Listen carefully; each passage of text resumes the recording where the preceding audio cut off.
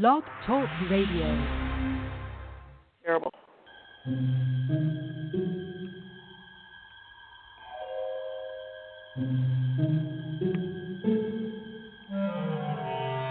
Archangels, ghosts, and Bigfoot, oh my. It's just another night for Supernatural Girls. Real stories, real answers to life's biggest supernatural mysteries. And now for another exciting interview with paranormal experts from this world and others. Here's your host, paranormal researcher Patricia Baker, on the one, the only, Supernatural Girls.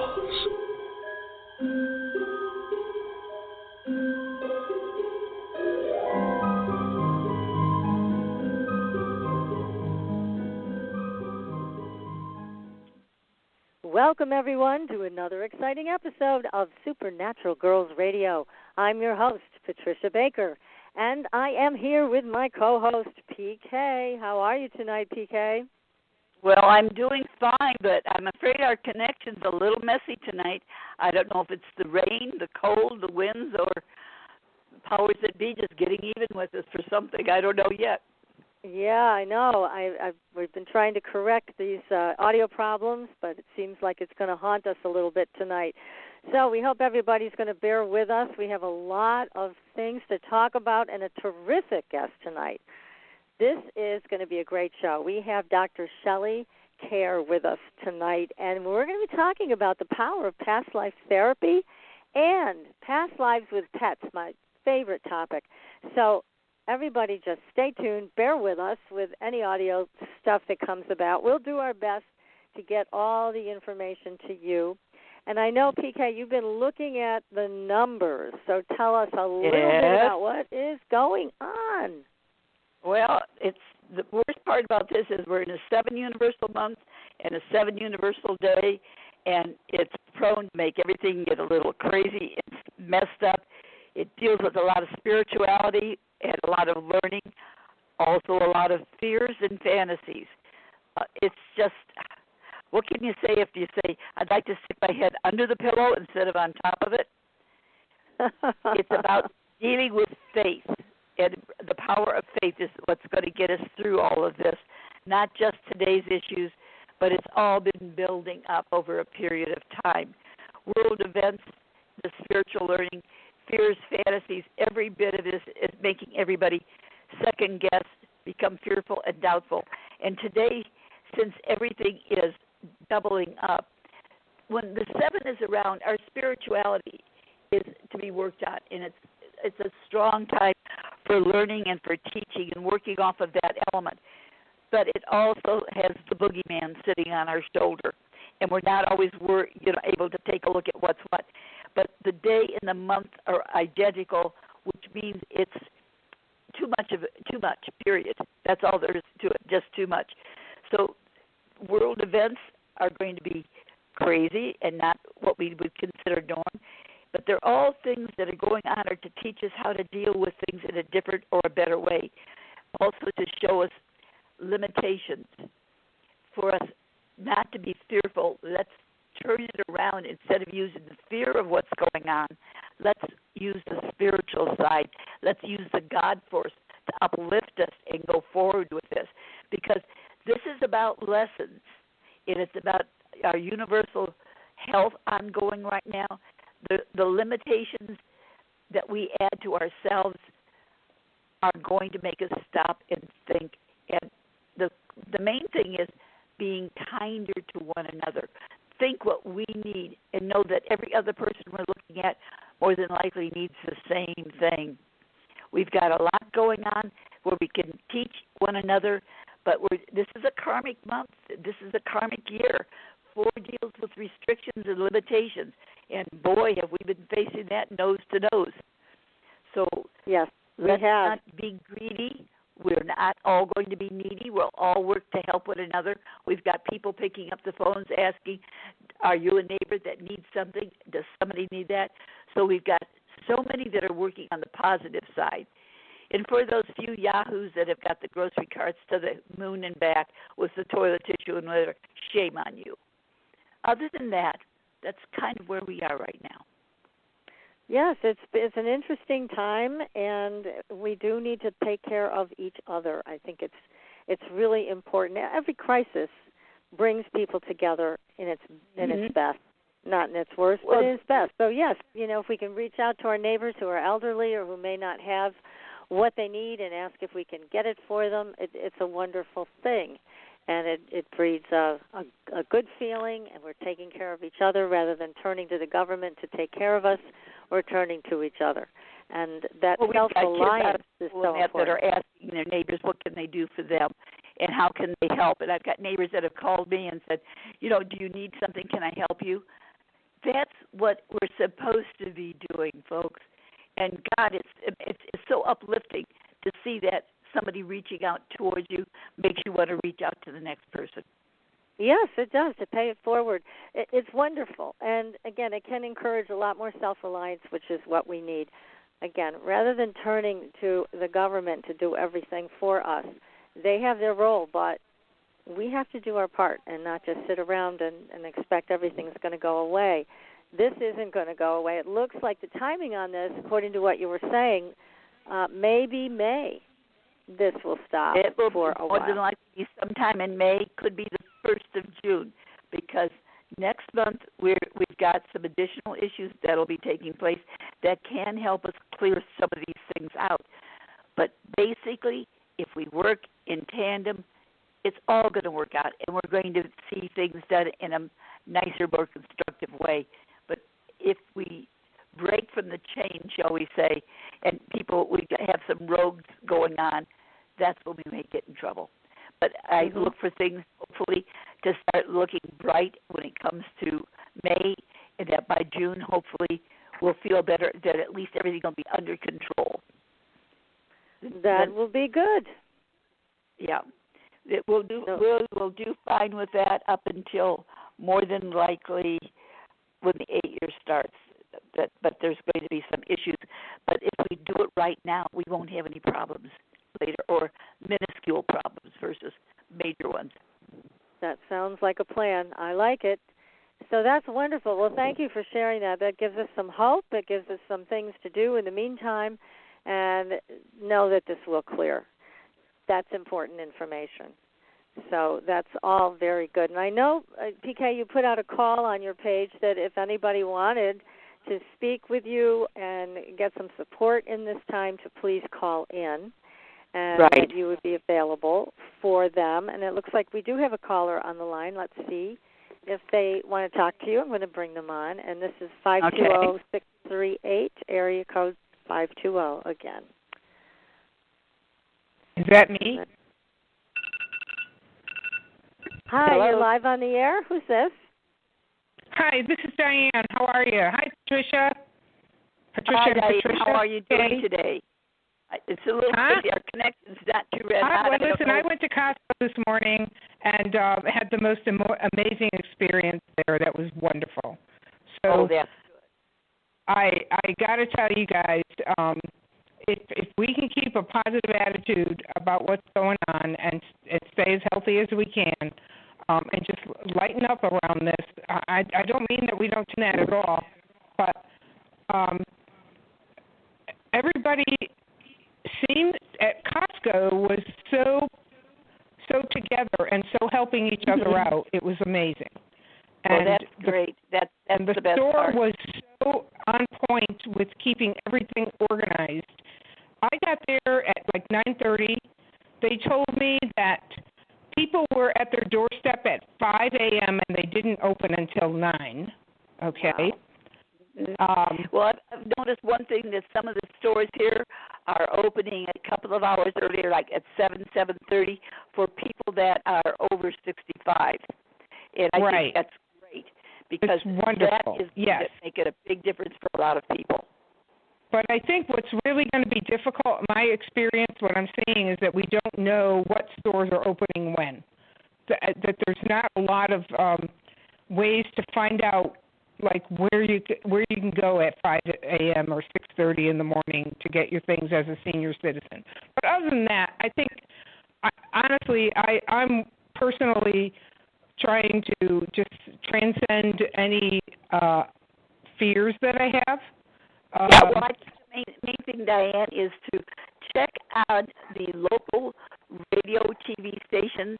They will have a listing of who's available, what stores are going to be open, because they're posting it on those areas, so we can. Yeah. Well. Yeah. Okay. I'm gonna go. The TV is hard to do.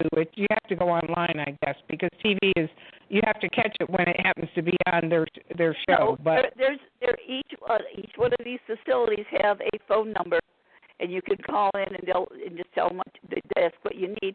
They'll direct you to the right place. Yeah, that's true. But anyway, I'm not in a panic anyway. I have everything I need. I'm not hoarding anything. I just happen to be a planner as life goes on anyway. Yeah. So I try to have, when I take the last thing of something, I put it on the list, replace it,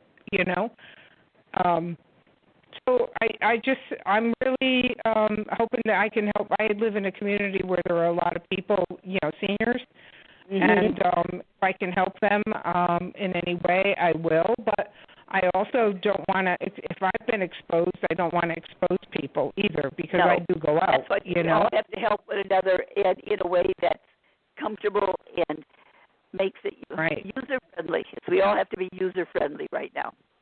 Exactly. Thank you for calling, Diane. I really appreciate it. Take care. Thanks for listening. Bye. Thanks, Bye. Diane. I know a lot of people are where to get the information, but that's really going to be helpful, especially for the elderly. And I do want to mention something else that I saw in the news today. This is very important. They've been identifying the elderly as a prime target for very serious health issues with this virus, possible death. However, there is some information coming in from France that is very troubling. And what it's saying is that now what's happening, they're getting very critical cases. And the people who are being affected are millennials. So they're having critical cases, people being admitted to the ICU in that age group and dying from the disease. So if there are millennials out there that think they're immune to this, you're wrong. You're not. And in fact, this virus may be targeting you in a way you did not expect because of the way it was identified as an elderly issue. It is not. So I want to be very clear about that. That's the latest research that's coming out of France with the cases they are having. So we need to keep an eye on all of that. Nobody's immune to this. Nobody. No. They were saying that young children and that there's no problem. And yet they just mentioned today on the news that a youngster a couple of months ago passed here in this area from it, and they've just connected the dots.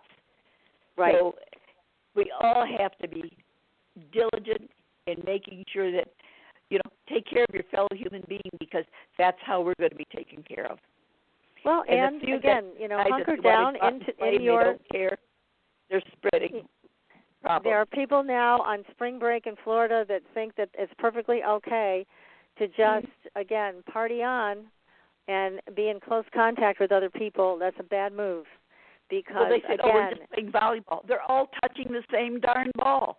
Well, it's a big mistake. But, again, this is, I think, because we were originally informed that it was really a targeting more seriously elderly people. That is no longer the case. So just wanted to share that with our audience so everybody's aware that this virus knows no bounds, no age bounds, no race bounds, nothing. It's just doing what it's doing.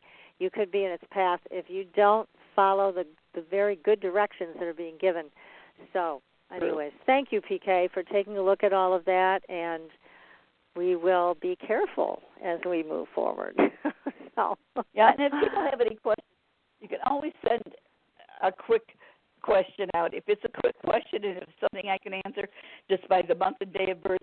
Great. And again, you can reach PK at patriciakirkman.com. You can also find PK on our website, supernaturalgirls.com, and you can also message us through our Facebook page. Be sure to like us and follow us on Facebook and Twitter so that you can keep up with everything we're doing. We always have the best of the best with paranormal news on our Facebook page. We've had lots of new stories. We've placed this past week about vampires, about UFOs, on and on it goes, Bigfoot photos. We've got it all on our Facebook page. Make sure you go and follow us there and on Twitter. So tonight we have a fantastic guest. I'm so excited, and I know you are too, PK, to have Dr. Shelley Kaehr with us. Oh, my gosh. She is a guest we've been wanting to have here for a while. Now, she's worked with thousands of people around the world, helping them achieve greater peace and happiness in their lives. And Dr. Kaehr is considered one of the world's leading authorities on energy healing and mind-body medicine. And she's the author of many books, including Meet Your Karma, The Healing Power of Past Life Memories, and Past Lives with Pets. Now, Shelley is a world-renowned past life regressionist, and she combines energy work with hypnosis. She's been endorsed by many leaders in the field of consciousness, including near-death experience pioneer Dr. Raymond Moody and Dr. Weiss, who called her book Lifestream an important contribution to the field of regression therapy. And we're so blessed to have Shelley with us tonight. Shelley, welcome to the show. Patricia, thank you so much. PK, thank you so much for having me to the show. It's happy to have you here. I enjoyed your numerology report, PK, a lot, and I wanted to hear that, so thank you. Very helpful.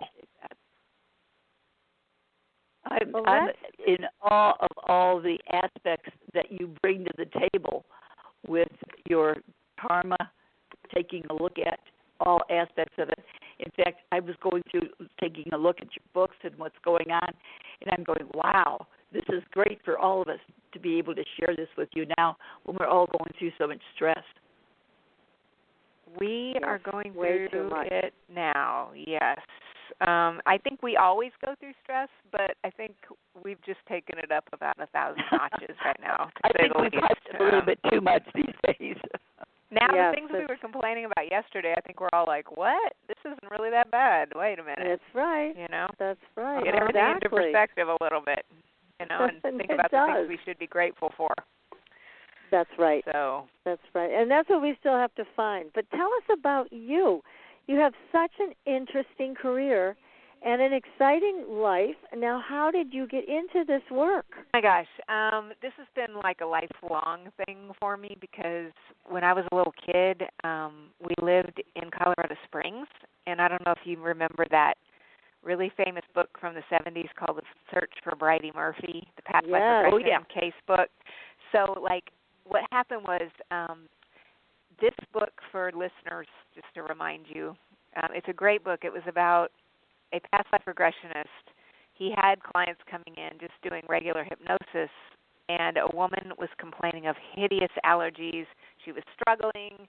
He was making some progress, regressing her back to her childhood, but just not quite getting there. And he said, look, I want you to go back to the source event of these allergies. And so she zips back, and she starts reporting all of these details about her past life in Ireland, talking about the villagers and every little detail.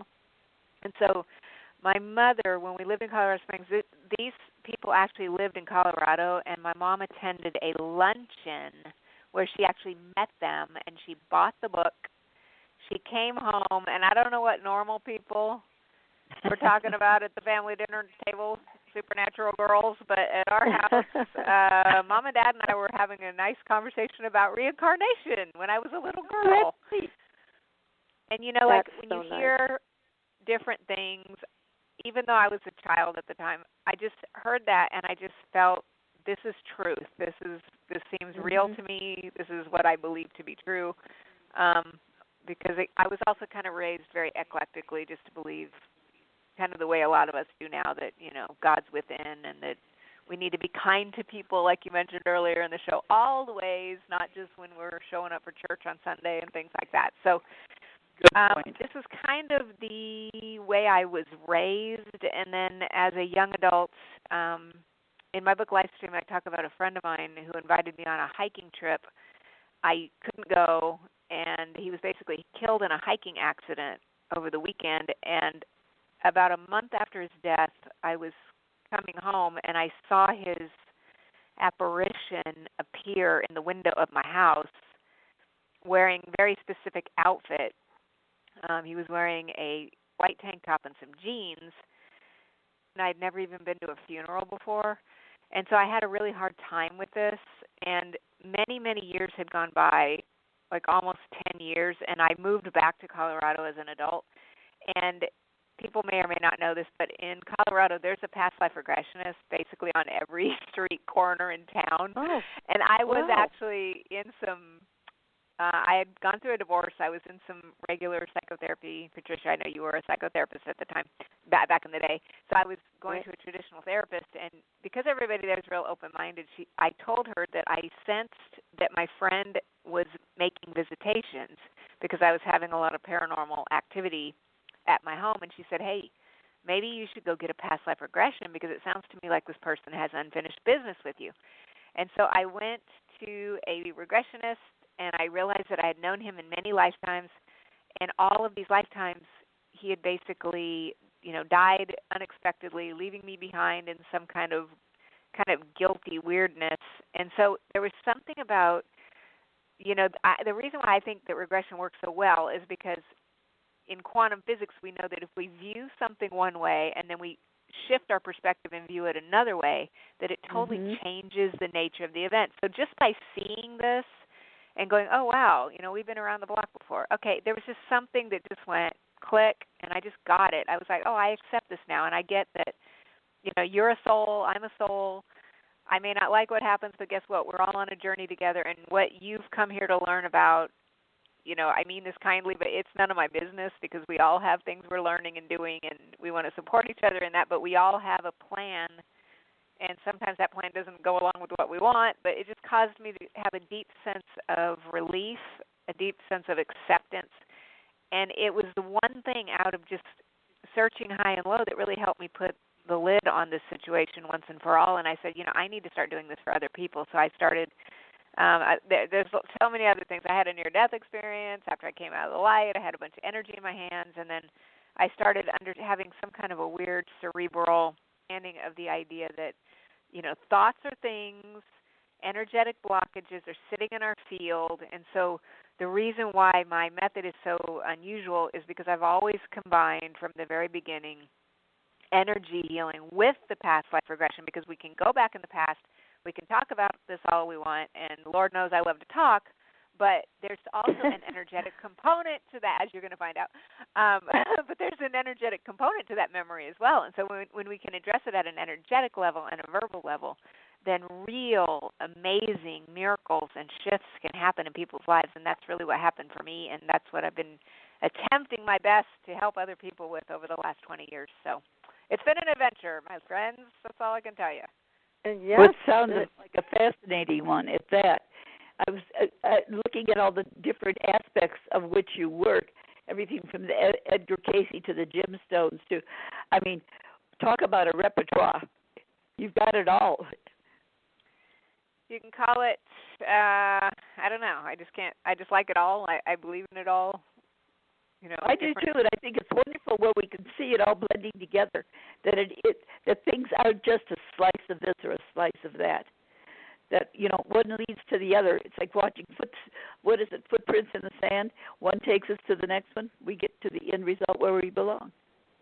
It does. And it's all connected. Like even your numerology, we know that's connected with everything else. And so it doesn't seem connected at first, but, as we continue our journey, we understand all things are connected. And all of these different tools, I feel like, I train a lot of energy healers, and I'm trying to explain to people, I feel like you should study as many different kinds of things as you can, is because every person, we're all one and we're all, the same on some levels, but we also come to the table, as a combustion of I think, all of the different things that we're bringing into this lifetime, the lessons we're here to learn. And so the more tools you have to be able to assist somebody, the better off. Oh, most definitely. And I think it's fascinating to watch when you put something out and you're looking at that, how it leads to the next element. And it's like these doors constantly opening. Much that every time time you stop for a minute, you gain this additional information. I like the way you've presented things in your book, and I think it's just wonderful. I'm all excited about what you do. Thank you. Yeah, and it creates a sense of freedom that you really can't get any other way. If you have a block that's coming from a past life and you have no awareness of it, then you're trapped by it. You are molded by it. You are imprisoned by it. So you're really offering people a way to get free of those things that happened in the past that created a hamster wheel or some type of a circuit board where you keep running the same circuit over and over again. Tell us about some of the people you've worked with, because you've got some great stories in the book, but yes, go ahead and share some of those with our audience tonight. The one that I really love to talk about right now in light of just, well, not our current situation, but let's say a few weeks ago situation. Let me clarify Right. that, okay? Things have changed, but yes, there's a real, to say the least, there's a really interesting case study about one of my clients. She was having a problem that I think a lot of parents have, where her child was actually being severely bullied at school. And so she was trying to talk to the child's mother about this, and it was, if you can almost envision these two practically cat fighting at the PTA meeting, not really getting anywhere with it. And so she, sometimes the case studies in this book in particular are people who they've tried lots of things. They're just at the end of their rope. They've tried other venues to get these things resolved, and it's not working. So she just decided during her past life regression, I need to take a look at this woman because I'm a nice person. I don't act like this. I don't know what's gotten into me. And so she went into past lives where she saw that there had been definitely, like I mentioned with my own situation, patterns of behavior where they had been part of these mobs that had kind of led to each other's demise in a couple of different past lives. And so at the end of the session, one of the things that the book does that I think is really important that I do with all my clients is first we have to create a safe space. We're going to meet with either, however you perceive that, either a healing angel or a spirit guide or some deceased loved one, somebody who is like a guide to you, who's going to come with you on the journey, who has your back, and who can help you. And so at the end of the journey, after she saw these things in the past life, she did a healing. But she said, my guide is really telling me right now that what I have to do is that I'm going to have to really go up to this woman in real life, and I'm going to have to say something to her. Because a lot of the healing that can actually take place in the quantum field, in case studies and in these people's regressions that they go through, a lot of this can be handled in the theater of the mind, in the ether, in the universe, whatever you want to call it. But in this case, she felt like, no, I really need to bring this out to the current life, to three-dimensional reality, beyond the healing that we've done here today. And so she said she was really I need to go say sorry to this woman, and it's going to be sounding really cray-cray because she doesn't know what I'm going to be apologizing for, obviously. And so she went up to the woman. I guess they were at a meeting again. And she just kind of felt the opening. She just kind of went up to her and said, I'm so sorry. And she said the woman just turned around and practically started to cry. And she goes, and she just really just opened up and said, I am so sorry. She goes, my husband and I are separated. I am so sorry for my child. He's acting crazy, and I can't, I just haven't had the energy to do what needs to be done, and I am so sorry. And they got to such a level that they basically practically became friends, and the kids were going to get together after that. And I think that why I like that story so much for the climate that we've been in, we've talked, I heard you all obviously talking at the beginning of the show about why are we in the situation that we're in right now. And I think that you already brought up what I agree totally with is the idea that, we're here as spiritual beings to try to show kindness to each other. And I think that when people are getting bullied and stuff, sometimes it's kind of archetypal, but sometimes the bully is a very fragile individual who has some really big hurt underneath, and that hurt needs to be healed. And when those things can be revealed through just showing human compassion and things like that, there's a real transformation that can happen. And I feel like that's kind of on the planetary level what we're kind of going through at this time, with all the things that are happening. We're having to drop our nonsensical issues that we thought we had a couple of weeks ago, and we're having to really get behind each other and realize we're all in this together. We have the same needs as human beings, and we can show kindness and compassion and really do major healing through all of this. So anyway, that's one of my favorites. That is a great story. I have to agree with you. You know, we do forget that usually the bully is in more pain than the person they bully. It's just that the one that being bullied is not aware of it at the time, having to work backwards. Absolutely. Yeah, I mean, there's a lot of layers in this, and that's a great story because it's very transformative for both of these women and then their children. So it worked out great for them to have this wonderful healing experience. And I noticed a lot of the stories in your book bring us back to like the 1800s in France. Have you noticed a pattern with the people that have lifetimes that they revisit that are in specific countries? Is there a pattern with those people? I did. You know, I have so many different case studies that I did notice that there's a lot of them, like in certain parts of geographically, but then also there was a lot of common themes in this book as well. Like I feel like, which is kind of timely for what we're dealing with right now too, fear seemed to be a really common theme amongst a lot of the people, and a lot of the things that people were being punished for in past lives were strangely very similar to some of the issues that we're seeing at this actual moment where people, you know, in the past lives, I mean, if you were starving to death and you stole a loaf of bread, you know, you could be put to death for that. You know, and so there's a lot of stories about that really base fear level thing. And, yeah, there was a lot of French case studies. And, you know, there was when I'm doing editing, there's always a tendency to say, hey, I've got to mix this up. This just looks like all I'm talking about is people who steal food. But I'm really guided. No, I have to keep these in here.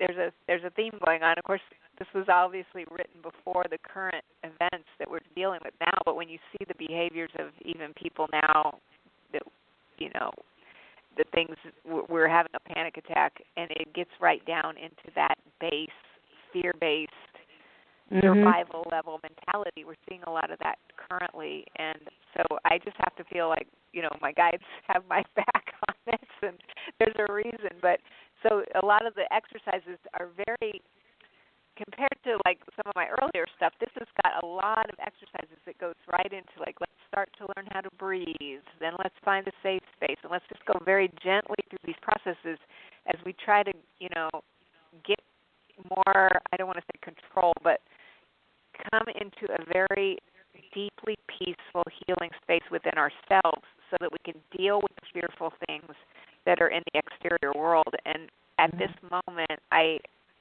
haven't talked to anybody about this, obviously, because I've done a lot of interviews lately, but this is the first one where we're really starting to see that there is some really heavy material going on in this external world, and I can't help but believe that this book has a lot of things in it that I really believe from the bottom of my heart can actually help people with exactly the things that we are facing today in this fabulous world that we are currently navigating right now. Yes, I agree. I think that this book is very, very helpful for people because it's inspiring, it's hopeful. We need all of that right now. You offer tools and techniques for people, and again, it makes a lot of sense to keep looking inside because when things go bad, we have a tendency as human beings to blame somebody else for it. And it's, you know, it's the president's fault, it's the CDC's fault, it's this, it's that. But really, we need to keep looking inside. We need to keep taking care of ourselves and be very proactive about how we do that. And, again, your book is very inspiring that way, and it says you can go back into the past. You can find where your blocks are. You can release yourself from these prisons that you've been living in over and over again. So it's great because it's all about how you see things. I mean, I live in an area that's very rural, and I love being here. I've always felt that if the you-know-what hit the fan, this is the best place to be. And it's very validating to me because here we are in the middle of all this, and I like where I am. And is it difficult to stay in one place, stay inside, stay away from people? Not really, because I do that anyways. I think that's true because you have a beautiful space and location to go inward and do the things that you need to do for your work. And That's I think right. that has a lot to do with it. If we have a space that we could actually work with and feel like gets uplifted. Reading some of the things that you've put out here, I think they're just opening doors and making you stop and think about another aspect of things. You were talking about, Shelley, about working with Edgar Casey. There are so many things. Now, I've been there and have gone through it, and then after taking a look at your book, then it's all opening up another door of something I saw, but I didn't really see it in depth until you take a look at what someone else has to add to it. Yeah, I think I do the same thing. Like you read something new, or you just get some different perspective of it, and it kind of opens the door. And I also, I'm feeling very grateful right now also, like you are both, in the sense that I'm so grateful for all the things that I've been through. All the things that I put in these things, are things that I've had to use for myself to get myself in order. And I'm so thankful for the place I live right now, and I'm so thankful that we know how to be by ourselves. But I just feel so much compassion for people, because other people just aren't used to being a bunch of shut-ins like we are. And I just want to reach out and give them a hug. Because I know that's hard. I've already been through some of that, trying to adjust to that kind of hardness, and now I'm in a good place where I'm at peace about those things, and it just makes me feel unbelievable compassion towards people right now.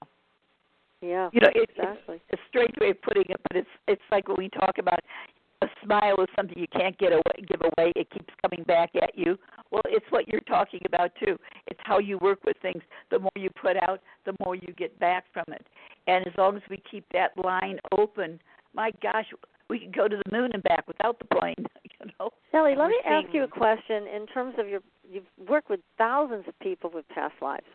And some of the topics we've discussed on the show involve other types of lifetimes, like lifetimes where there's been an involvement with extraterrestrials or interdimensional. So sometimes it's not human. Have you encountered anything like that when you regress people? Oh, yes. I could do whole books on that as well. I'm definitely a huge believer that, well, first of all, I believe I was contacted by beings several years ago who showed me some healing techniques. And in regression, definitely, there are people who I've encountered over the years who have also come in contact with different extraterrestrials. And in the Karma book, there is one case study about, there's a whole section about vows, like our soul says, I will never love again, or I will do this forever, or whatever. You make vows, but if you make them in a past life, you're not consciously aware of them, and they can start informing your current life. And so one of the case studies in there was about a man who had a vow that he was supposed to help the grays, the little gray beings. And so he basically went back into a space where he could meet with them. And it's kind of like getting together with the higher-ups at the corporation. You just kind of go back in there in a little spiritual space and just kind of renegotiate your contract and just kind of work out, okay, what lessons did I learn? Okay, how is this assisting me? Do I need to continue this contract or not? And in this case, he kind of just let go of his contract and was able to move forward in his life. Yeah, a lot of these things do prevent you from moving forward, these blocks that you help people uncover.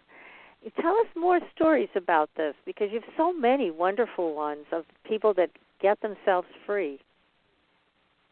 There was another I love vows. I don't know. To me, that's some of the most interesting stuff. But one of the guys in the book had made a vow of silence, which I feel I have also made, and probably a lot of people on the spiritual path, it would be very likely that a lot of us have been maybe monks or priests or different, clergy over the centuries.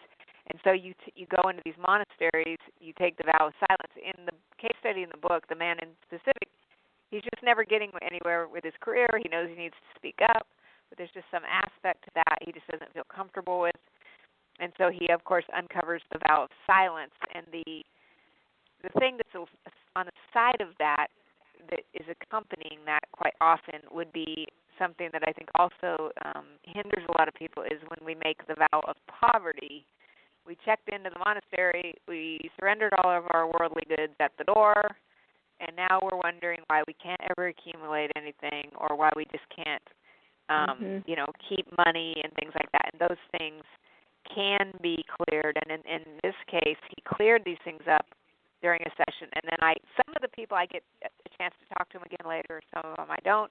In this case, though, he was able to get a new job, and he was able to kind of speak up for himself, and he was making more money than he had made in the past. So some of these things, though, are very, very deep because I still feel like, that's why I like the book. I like the idea of self-help, that people have the material there.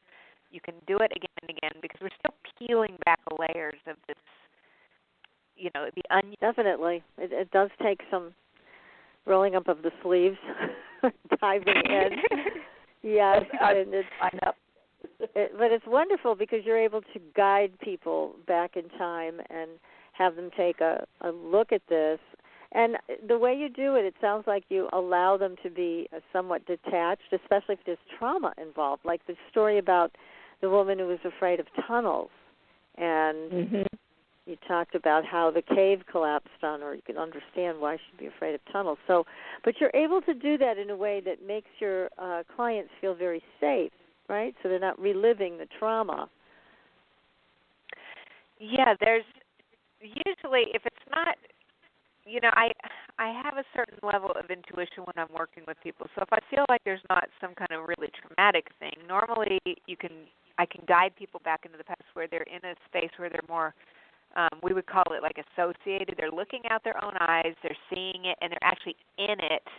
But in the Meet Your Karma, these are obviously more traumatic case studies many of the times. So rather than doing that, you can also just go to a space where you can kind of watch a little movie on a screen in your mind, and you can still get the same healing because you're observing it, and then you can just kind of find out what happens. And then there's an aspect of saying, okay, let's imagine there's an energetic cord connecting with us with this event from the past. We're going to cut that cord, or we're going to understand, like, what did we learn by the things that happened in the past? How is this little situation that we've just visited, how is that actually impacting my current life, and how can am I finished, and am I ready to move on from that, taking the gifts and the healings and the learnings, but yet, relinquishing things that are no longer serving my highest purpose in my current lifetime. Because at the end of the day, really, the only reason why you want to go into past lives is because we're really trying to make our current life and our future the best place that it can be. That makes good sense.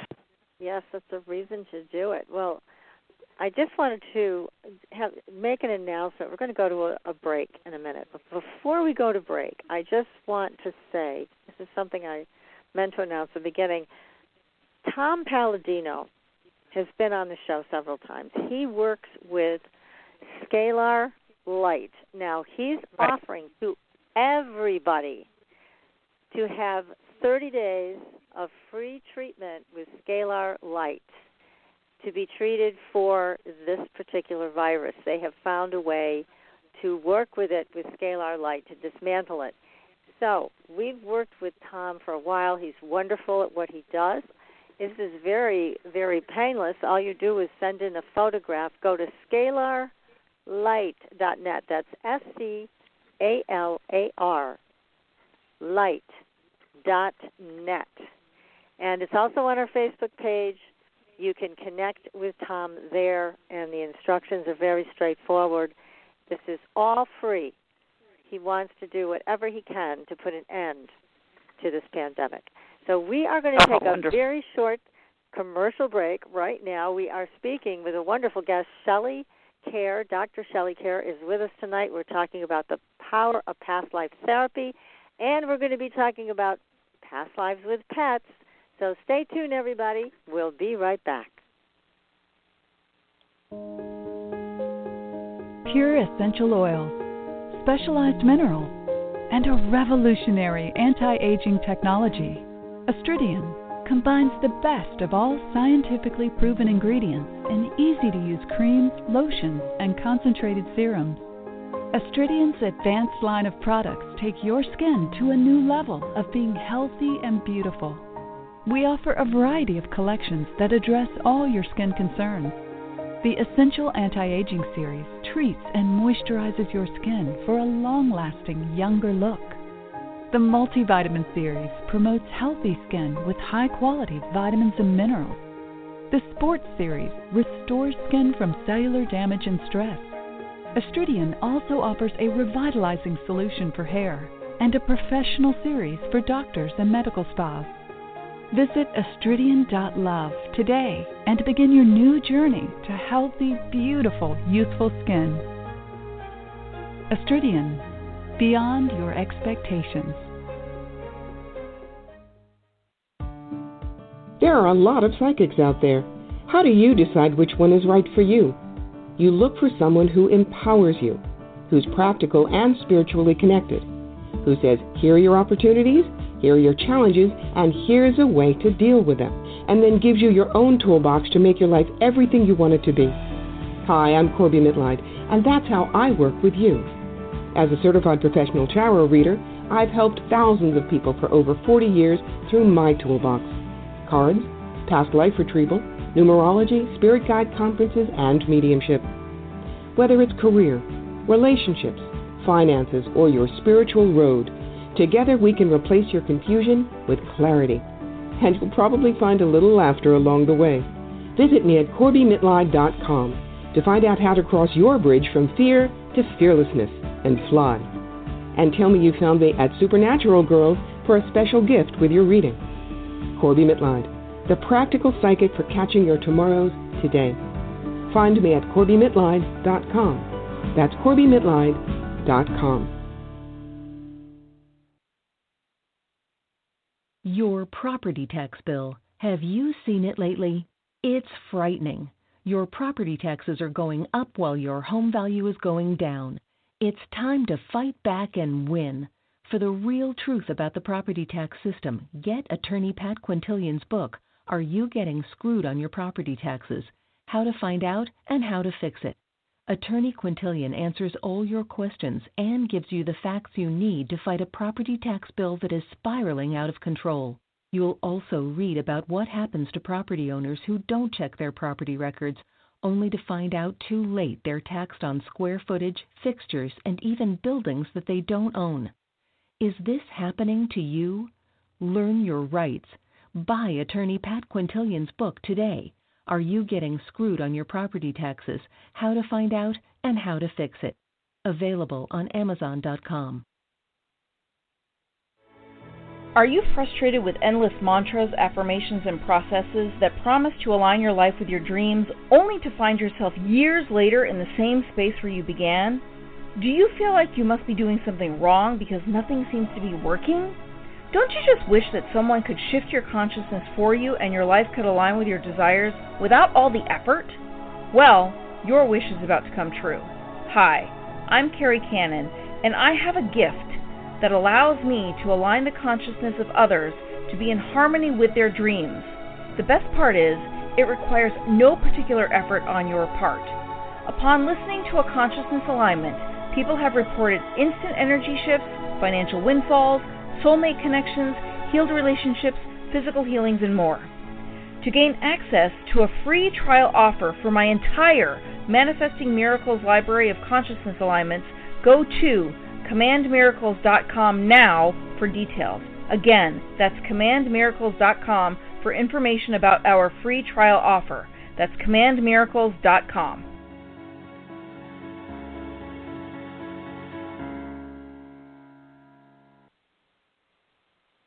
Welcome back, everyone, to Supernatural Girls Radio. I'm your host, Patricia Baker. I'm here with my co-host, PK, and our terrific guest tonight. Dr. Shelley Kaehr is with us, and we are talking about past life regression, past life therapy, and Shelley is the author of many books. We're talking about two of them tonight, Meet Your Karma, The Healing Power of Past Life Memories, and Past Lives with Pets. So let's go to that one, Shelley. What a great book to write. Tell us about how you got into that book. I just love this book, thing I've ever done. I love little animals, just like I know you all do. Oh, yeah. It kind of started out as a joke because I was just kind of joking around about how I certainly, karmic-wise, let's just say, I wish I was my cat because he's so spoiled. And over the years, you know, people will come up and say, well, I know that little Fifi over here, that I've known her before in a past life, or they'll say that, you know, oh, well, my little dog that I have now, this is the same dog I had when I was in the 3rd grade, and they make little remarks about it. So the book basically goes into a lot of this. If people are familiar with the New York Times bestselling book and the movie called The Dog's Journey, which is basically about this dog who, you know, obviously passes away because he has a shorter lifespan and he keeps kind of reincarnating back into the same family. It is a complete tearjerker, folks. I mean, it's just a beautiful book. But in this book, Past Life with Pets, we've got real clients who regressed back into lifetimes where they had known their animals in the past.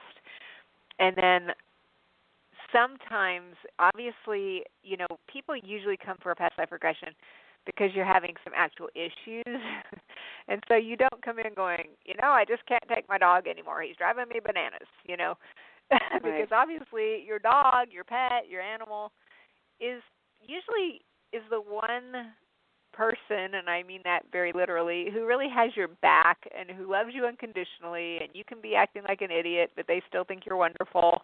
And so you know, and we all know that situation. So a lot of the case studies kind of happen by accident, like you're on a journey, you've gone back to some other life, and then you go, oh, look, there's my little animal who I had. They're there in that life too. And it's kind of more like a sidebar rather than the actual reason for it. But I just thought it would be so interesting after I started collecting so many of these to put them together. And from a healing standpoint, I think what the book will offer in terms of guided imagery is it's fun to go back and see how I knew my pet before. But on a more serious note, I think that because these pets have loved us so deeply, and we share everything with our pet. They're with us all the time, and definitely during these days, they're going to really be with us all the time, that when they pass away, that can just be absolutely devastating. And so there's some grief recovery journeys there where we can use guided imagery to imagine the higher self of our beloved pets coming back and doing a real powerful healing on that, which I hope will help people find some relief with the, you know, really painful grief of losing our loved pets. So it's a labor of love, ladies. That's all I can tell you. I love animals. And you had some wonderful experiences with your cats you talk about, right, in the book? Yes. Tell us about your cat. I'm one of those people that when the people come up and say, hey, these cats I have, I've known them before, I'm always like, yeah, I know exactly what you're talking about. When I was a kid, I had a pair of cats, and I had another pair of cats, and at first I used to kind of joke around about it, that these two cats, the way they behave is exactly the way this other pair behaved. And one of the cats, when I was a kid, actually got poisoned by the neighbors. Don't even get me started about that. But yeah, it was really horrible. She was in there they had a koi pond, and she was in there killing the koi. So she was mowed down by a car, we're pretty sure on purpose, and then eventually poisoned. So she kind of got her life cut short there. And then she was a real smart cat who was more of a hunter, and then the other one looked like a little throw pillow who couldn't find his way out of a paper bag, you know. And so they were kind of an odd couple. And so later in life, I had another odd couple, another killer with another fuzzball. And in this second incarnation, the smarter cat ended up living to be over 20 years old, and the other one ended up going first, which was kind of weird. But I actually, I trained some students on past lives, and so I had one of my students actually regress me into a space where I could actually experience the kind of it's different than a past life regression, because you're kind of going on a spiritual journey where you're just having kind of a contact with the higher self of animals, so you can kind of really have more of an immediate sense that, yes, this is real. This is not just some silly stuff that Shelley's talking about, which, Lord knows I talk about plenty of silly stuff, but that this really is real, and that these cats had unfinished business with us. And in the second round, they kind of had a chance to kind of do things a little bit differently. And so is it important to our lives? I mean, is it going to change the world? I don't know. I think it just brings a warm and fuzzy feeling to people, which, we need more warm and fuzzy feelings in the society right now, I think. So we do. But when you do these regressions, and you said this becomes a sidebar for people when they recognize their animals in their past lives, what is it that you think drives these animals to come back with the same people? Are they like familiars for some of us, or is it just pure love? I mean, what is it that draws them back in? I think there's definitely an aspect of familiars for sure.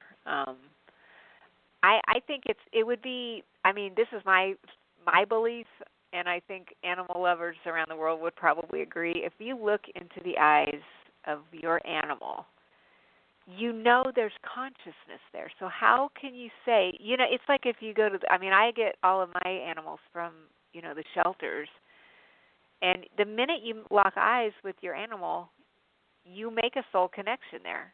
And you know what I'm talking about. That is a soul connection. You're going to have a relationship with that being for potentially anywhere from 5 to 20 years, maybe even if it's a horse, maybe even 40 years.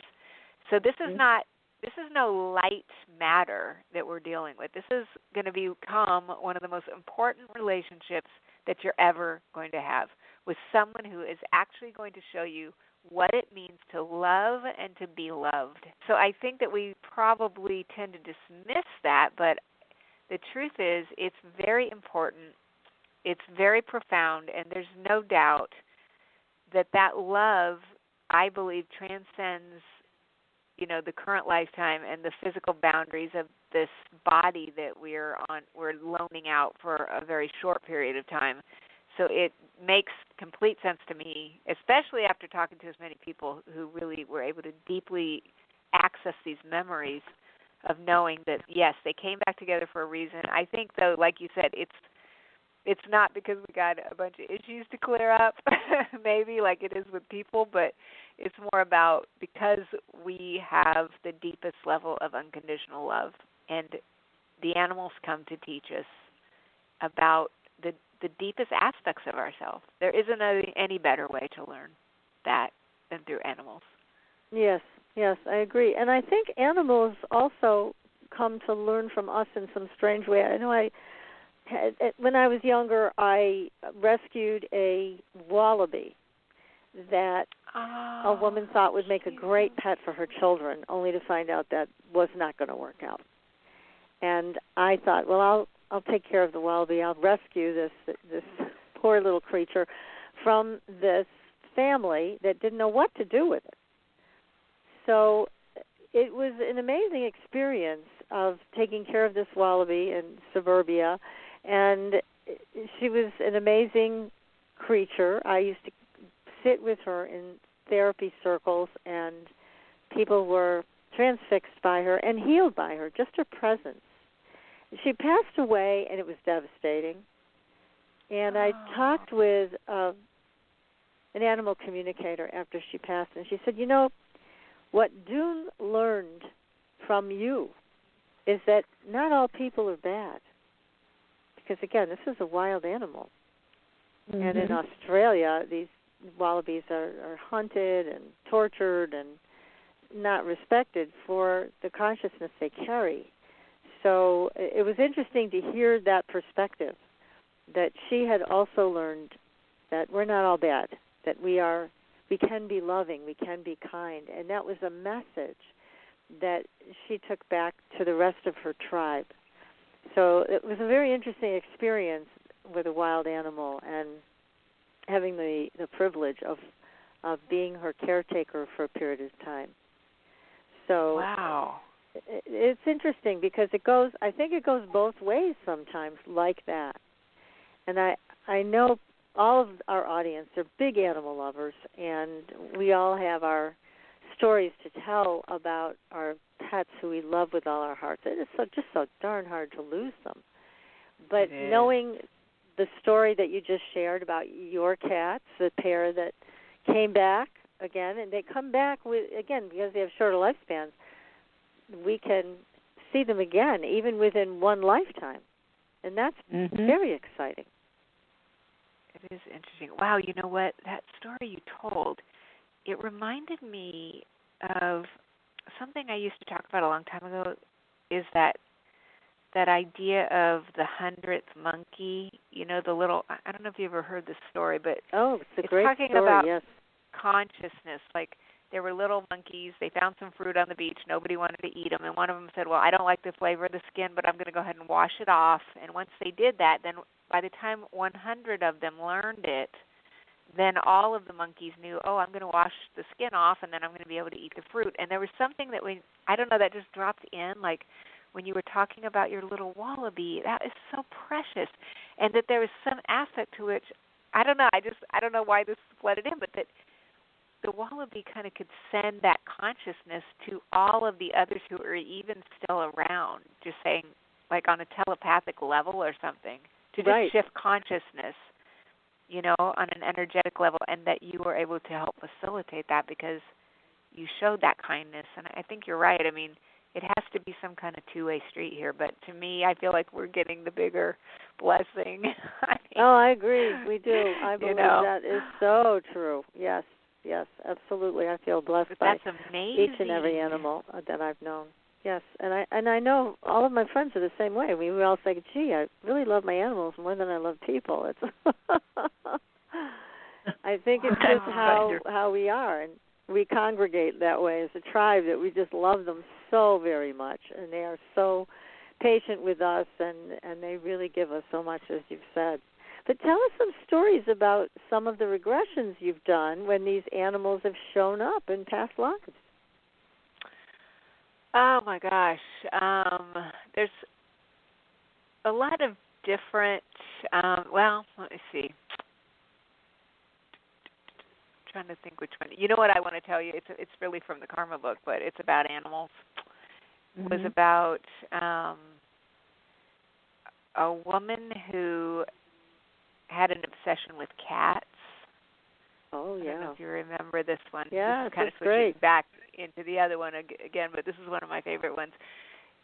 She was a very big animal advocate and a big leader in the community for animal rights, but she had relocated to a new city, and it came to light during the regression that in the past she had actually gotten in some not huge trouble, but kind of warned about animal hoarding type behaviors because she just simply could not turn down the cats, and she was taking all of the cats in at a very high level.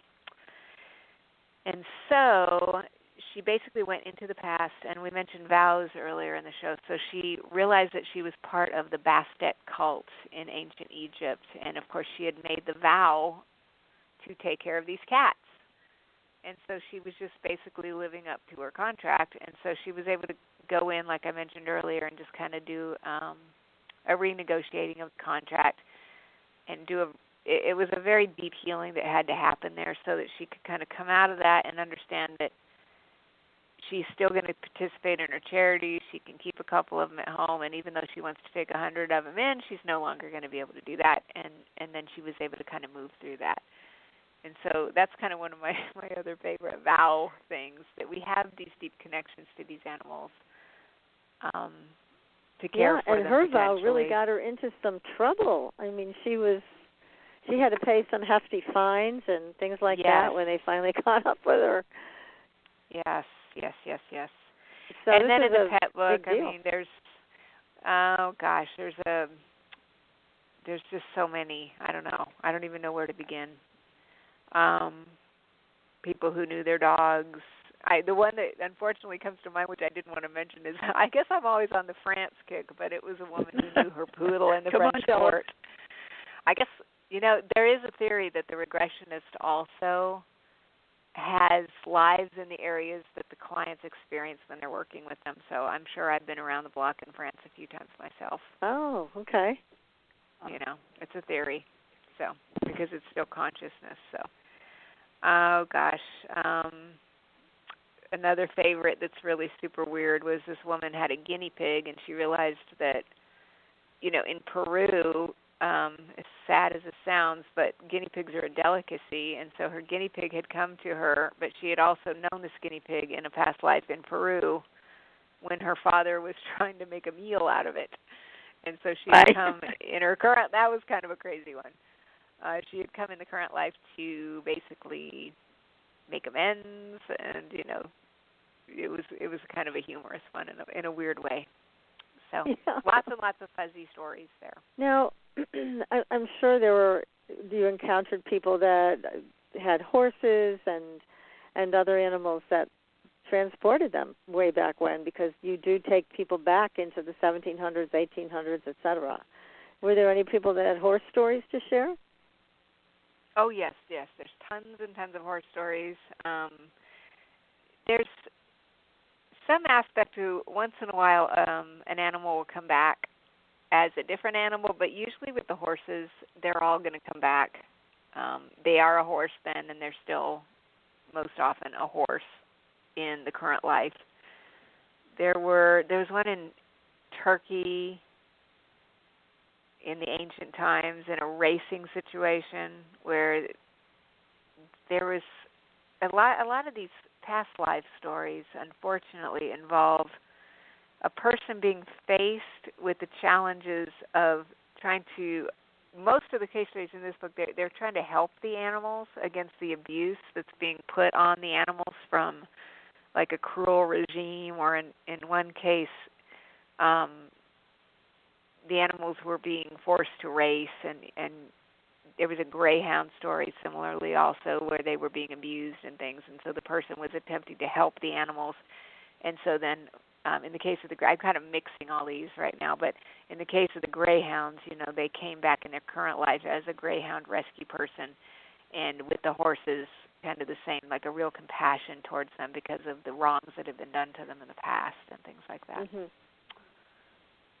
So I wonder then if other people like the woman with the cats are motivated to help these animals because they are governed by a memory they may not be conscious of, where the animal suffered in the past and they couldn't do anything, and now they want to do something. Exactly, because a lot of these case studies involve people who simply, they could help, they did try to help, but if they help anymore, it's going to be at the peril of their own existence. So in some cases, they have definitely come back. If we're talking about, what are the reasons why we want to get together with them again, they're definitely coming back so that they can make these amends and play things out differently in a better way. So let's go back to your other book and also other experiences. Have you ever met children who just spontaneously remember their past lives? Yes, some of my friend's daughter was telling her about some family that she had lived with when she was a little girl. And then it seems that with a lot of these people, even if their parents are open-minded, that for some reason she asked her about it later in her teens, and then she couldn't recall, even saying this to her mother when she was a little girl. And I think that is a situation to create the evading the memory as they get older, so that they don't get a crossover between where they were and where they are. You think that it happens automatically so that they don't get a crossover? Right. Yeah, I think they've proven like when the kids are young, that's when they're open to learning lots of languages and just being really open to everything, and that their cranium actually closes, their crown chakra actually closes as they get older, and I guess all of that information, modern psychologists, as you actually are, Patricia, would say that we can only actually consciously deal with 7 chunks of information at the same time. So maybe they're just pushing it down there, and then it just kind of goes into the file cabinet, maybe to be brought up again later, but certainly not very accessible, it doesn't seem. So. And also, there are parents. Hey, Patricia.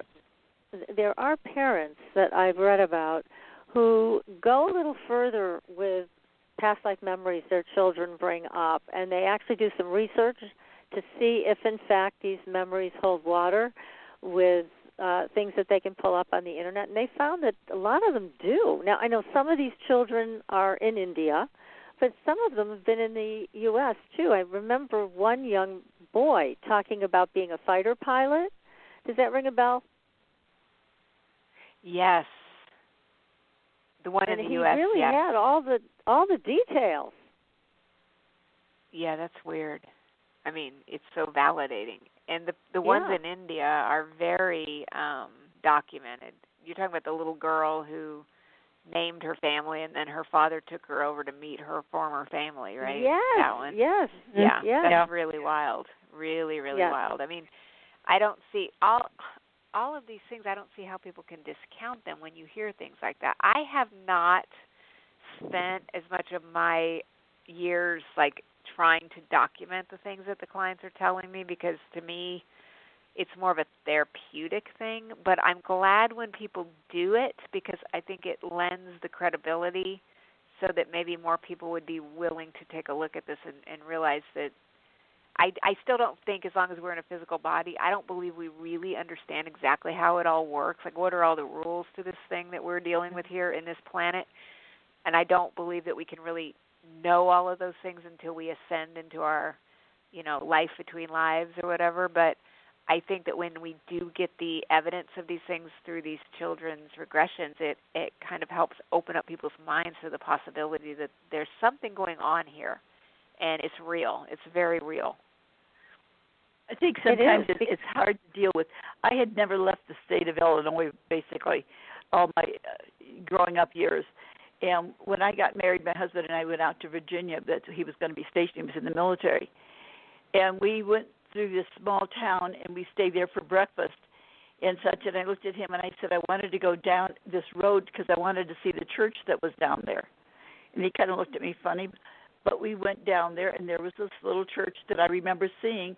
I don't know when. I knew it was there, but I'd never been there before. And the cemetery was a very old one. And things like that, you kind of push it in the back thinking, well, did I see something else that possibly made that come about?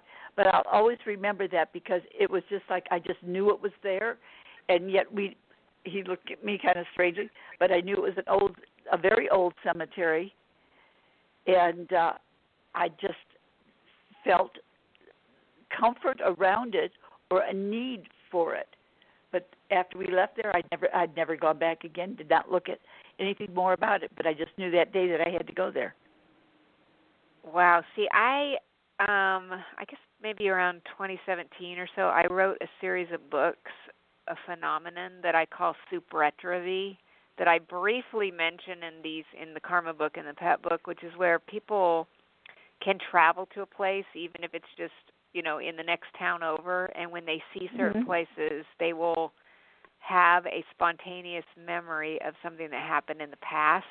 And a lot of the case studies in that book, some of the people, like, they'd show up somewhere and, like, they just have a little movie. They just kind of step into some weird time warp where everything around them starts to disappear, and they go into the ancient time, and they actually remember what happened to them in the ancient time. So when you're talking to me about that, PK, it just makes me think that you obviously were there before, and that your soul, I still believe like we're traveling and we're putting ourselves in different places around the world, because we're kind of it's a healing. There's some kind of putting an empty piece back into the puzzle. Mm-hmm. And even Edgar Cayce, you mentioned Edgar Cayce. I mean, we could talk a whole show about that too. Edgar Cayce, I wrote some gem and mineral books, a lot of them, and I've written a couple of those for the Cayce Foundation. One of the things he was saying from a past life perspective is we can use stones and gems, we can lay them on the skin because they're going to bring a past life healing. And as I've kind of thought about this over the years, why am I attracted to the gems in the past lives? I still believe that the soul really longs to go back to the places where it's been before. It wants to be with the beings that it's been with before. And that, let's say I can't go fly around the country or whatever, I can definitely pick up a gemstone that's from a different part of the world. And when I connect with that, it puts another piece in the puzzle. But the other way that it happens is what happened to you. You show up to the place and there's just something about this place. And then once you're done with it, you just kind of go, okay, cool, I'm cool with it. I don't ever need to go there again. But I feel like you got some kind of healing there. And I think that this is probably happening to people all the time, and they're just simply not consciously aware of it. Mm-hmm. But it can be very, very healing, to have that kind of an experience that you had. And it always had bothered me afterwards when I thought about it from the standpoint of how silly I was to think such a thing. But I couldn't even see the area I wanted to go to, except I knew how to get there. Yes. I wish I had been smart enough then to take a look at what the gravestones had, because it was gravestones in this churchyard. And I wish I had thought at that time, of course, I wasn't into what I'm into now. And had I thought about it to be able to take information from what was there, I wonder what I would have gotten from that now. Yeah, there's something. I mean, maybe it's just to say, hey, surprise, I was here before, just a little marker on the road. I think. And there are a lot of those that sometimes we just bypass. But, they also, with old cemeteries like that, they usually have records. And if you could get them to email you the records, something might ring a bell. Patricia, I couldn't even remember the name of the area we were at. We were traveling from Illinois, going to his duty station in Quantico, Virginia. And when we stopped, I just never thought about where we were, except for the situation that I wanted to go there. And I've thought about that numerous times. I had no idea where we were. In fact, that was the first time I'd ever seen grits and didn't know what in the world that was. So what an adventure. My gosh. Yes. Yes. So we have the work that you do, Shelley, which is wonderful, and how you offer this kind of peace to your clients. And then we also have people who are spontaneously remembering, usually like PK remembered something, and also children who are coming in with full memory of a past life. So there is a lot of evidence that this whole topic is really important for mental health and personal exploration. So it's really, I mean, it's not crazy, it's not weird, it should be considered a part of therapeutic tools, I think, at this point. Are you finding more acceptance with your work? I think that over the years, yes, more people do accept this as a possibility than probably, as you know, when I first started. The other thing that I guess people come up with, they want to know, where do these memories come from? What if this person's making it up? Like even the Bridie Murphy case that I mentioned at the very beginning of the show, a lot of these debunkers wanted to debunk this woman and say, well, look, you just watched something on the Discovery Channel, and now you're just giving a report about something you saw on TV or read in a book when you were a girl. And I think that a lot of that debunking that can go on with this kind of stuff, to me, I don't question as much about, did the in my book Lifestream, for example, I apparently regressed several years ago 5 Cleopatras. So obviously it isn't possible that they were all Cleopatra, but sometimes what comes up in a regression maybe isn't a past life, but it's more of an archetypal energy, or kind of like you do dream work. It's kind of more like a dream imagery. So there's still validity, though, to what bubbles up from the subconscious mind in these sessions. And so that's why I try to make it clear to people exactly what you're talking about, that this is a process.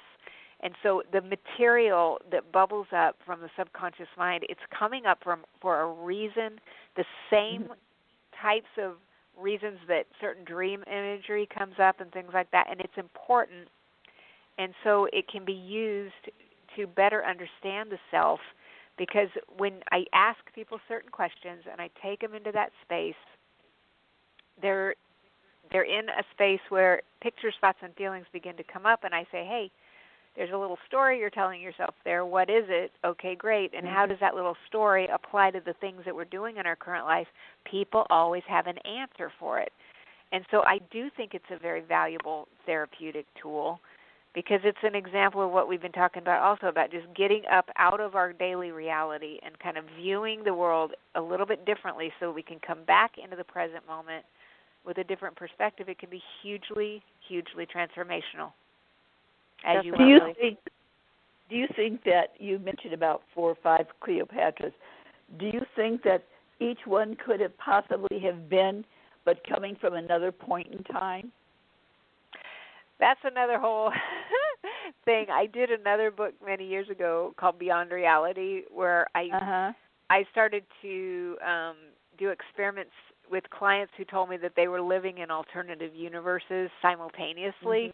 And so there is the theory of the multi-worlds, where, you know, we are living in a universe and there's another universe sitting next to us that's just a few millimeters away. So certainly it could also be possible, yes, in my opinion, yes, that maybe these people were just on different timelines and that they were all sharing that same experience as Cleopatra. That's certainly, you know, it's up for grabs, because, again, I still don't think we cannot fully understand ourselves when we're still down here in this experience that we're currently having. And so I think it's all possible, and it's all up for our interpretation. Yes. Yep, that's true. I mean, I'll tell you, with dreams, it's very similar, because people will say, well, I dreamt about a snake because I was watching National Geographic and they had a thing on snakes. Well, that's one image that you saw in the course of your day. How many other images did you see? So why did your dreaming mind pick that image? There's a reason for it. Just like what you're saying with your clients, that they come up with whatever. It might be true. It might be a story. It doesn't matter. There is some level of import about it, and it'll lead them back to wherever the block is or whatever the block is, and then you can help them clear it from there.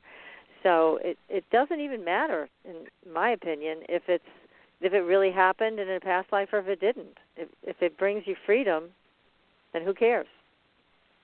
I completely agree with that. Breadcrumbs, seeing what's going on and where it's coming from. That's the difficult part, is when we start feeling things and or feeling that we've seen something. It gives us that, am I really okay, or did I just slip a cog during the night, you know? Oh, yeah, definitely. And, yeah, the freedom is what we all want. We all want to find peace, happiness, joy, and freedom from, you know, struggling and suffering. And there's only so much you can do with this level of consciousness, you know, without including other things. And so this is great that you're giving people the opportunity to do this type of therapy with you.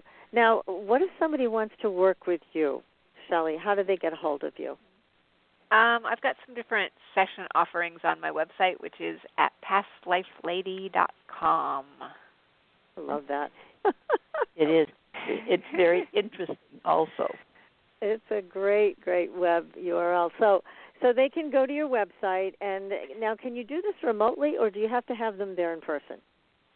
No, I've always done it remotely because I was on a lot of radio interviews back in the earlier 2000s, and I just started having people contacting me from all over the place. So I've just out of necessity, when people are not in the country or whatever, I've just always worked by phone. And some people just say, well, I couldn't possibly do that. But the reality is I'm tuning into people's energy, sending them energy while we're working. And if their eyes are closed during this meditative process, I feel that they're actually more comfortable in their homes. They've got their little jammies on. They're snuggled up in their safe space. They didn't have to worry about getting lost in traffic or whatever. And also because I'm kind of a softie over the years. I mean, if somebody's sitting there and I've got to see their smiling little faces, it's, I found that it's easier for me to deliver. Sometimes if I have to deliver tough love, which I don't always want to have to do, it's just easier for me to say what needs to be said. Sense. Because I'm just too softy for sometimes. So, but it works. You do. Well, I think it's wonderful that you can do this over the phone, or do you ever do it on Skype also? Skype, yeah. If people are out of the country or if they request it, yes, absolutely on Skype. Oh, I want to say I love Supernatural Girls. Are you kidding? Oh. That's like the best name in the world. I love it. Thank you. Well, we've been going strong now for 5 years, I think. So, yes, it's been a while. It's been a while. It's a great show because we get to meet people like you and promote your work, which we really believe in. I mean, this is a wonderful tool, and people should contact you. Again, that's pastlifelady.com. And again, you have so many books. People go to Amazon.com and just type in Dr. Shelley Kaehr, and that's spelled Kehr. You will see all of her books there, but the ones we've been talking about tonight, which both PK and I have read, and they're excellent, Meet Your Karma, The Healing Power of Past Life Memories, and Past Lives with Pets. They're wonderful, they're hopeful, they're inspirational, and you get a peek into other people's lifetimes, which is pretty exciting. So make sure you get those books. They're great. And be sure to contact Shelley if you would like your own private session to find out where you've been these past few lifetimes. So there's no telling. This has been great fun. Shelley, thank you so much. So informative. We really appreciate you spending your evening with us tonight. It was a delight, Shelley. Patricia and PK, I thank you so much, and thank you for what you're doing. Keep going with this show. It is wonderful, and it is so needed right now. Oh, thank you. Thank you. Thank you. We plan on continuing on. That's our job. Yay is right. And please get back to us with any new books that you have planned. We'd love to have you back on the show. And definitely. Again, everybody, I just want to announce Tom Palladino, again, is offering free scalar treatment for the virus. You can reach him at scalarlight.net. That's SCALAR, light.net. Very simple to do, no cost at all, free treatment for the next 30 days. So spread the word about that. You can go to our Facebook page, share it from there if you'd like, to your friends and your family. We'll be back next week, everybody, with another great show. We're going to be talking about the virus from an astrological standpoint, and we're going to be talking about prophecies. What's coming up next? You're going to want to hear all about it, so don't miss it. Until then, we'll see you on the Blue Highway. Good night, everyone. Good night. Thanks for listening. Tune in next week for another radio adventure with Supernatural.